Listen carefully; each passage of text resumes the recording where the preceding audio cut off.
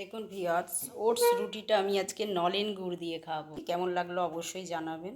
আজকের রেসিপি ওল দি ডিনার বানাবো। আমি ওটস নিয়ে 1 কাপ আমি এটা মিক্সিতে ঢেলে এটা একটা গুঁড়ো পাউডার। আমি একটা মেজারমেন্ট কাপে 1 কাপ আমি জল দিয়ে পাউডার করানো লবণ 1 চামচ আমি ঘি দিয়ে দিলাম। ঘি জলটা ফুটে গেছে, ওটসের পাউডারটা দিয়ে দেবো। মির বানিয়ে নেব।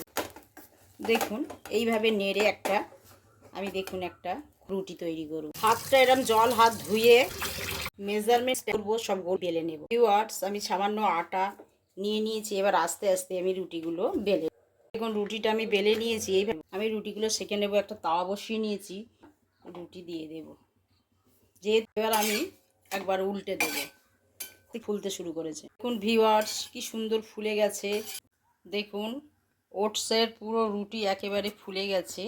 গরম ওটসের ফোলা রুটি রেডি। এবার সার্ভিং বলে সার্ভ